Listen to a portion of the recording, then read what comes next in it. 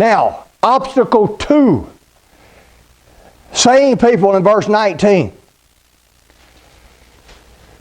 You got chapter 2, verse 19. When Sanballat, Tobiah, the Ammonite, and Geshem, the Arabian, they heard it, they laughed us to scorn and despised us. And says, what is this thing that you are about to do? Will you rebel against the king? What you're basically looking at there, the second obstacle that they run into is unfair criticism. If you are really trying to live according to God's purposes in life, you will find unfair criticism leveled against you. Well, what am I talking about? If you believe in the biblical concept of marriage between a man and a woman, if you believe that is the case, then you would be labeled a homophobe. You don't believe in homosexuality. You don't believe in the LGBT, XYZ, ABC, whatever movement it may be. I don't know how many letters they have anymore. But you don't believe in that, and you're a homophobe. No, I'm not a homophobe. I just believe in what the Bible says, how a man and woman should live together. People like to paint you with a broad brush.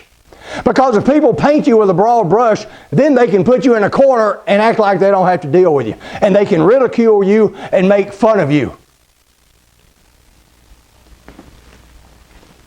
If you believe in the right to life, well, you're a sexist. You don't believe in women's rights. No, I believe in women's rights. I just believe that baby in the womb is a person. But they'll label you as some kind of sexist. If you don't believe it's cool to bow the knee before the national anthem, or if you don't think the communist organization BLM, if you're against that, why, you're a racist. Never mind it's communistic.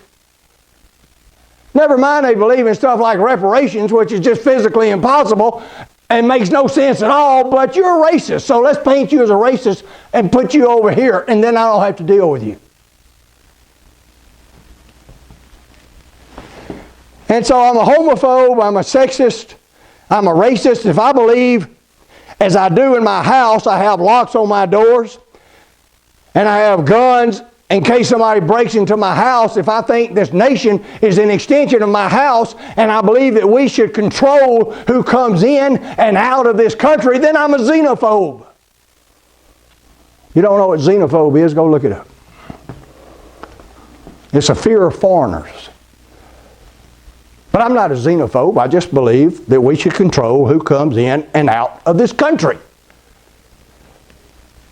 But if you are trying to do God's work, there will be obstacles of unfair criticism that will come against you. So, what do they do? What do you do when you have people call you a racist, when you have people call you a homophobe, when people call you a xenophobe, whatever phobe you might want to be? Look at verse 20.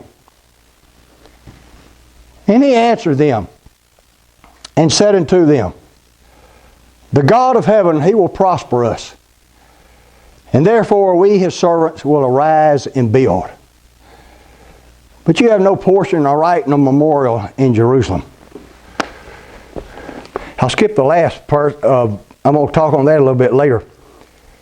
But look at what he says. He will prosper us, and we, his servants, will arise and build. You can't let stuff like that get you down. You cannot let people paint you. They will paint you in a corner if they can. They will call you names if they can. They will give you unfair criticism as they can. What do you need to do? Be about God's work. I can't worry about what these people think of me. I can't worry about what they call me. I'm not going to try to defend myself. I am about the business of God's work. And so stay about the business of God's work.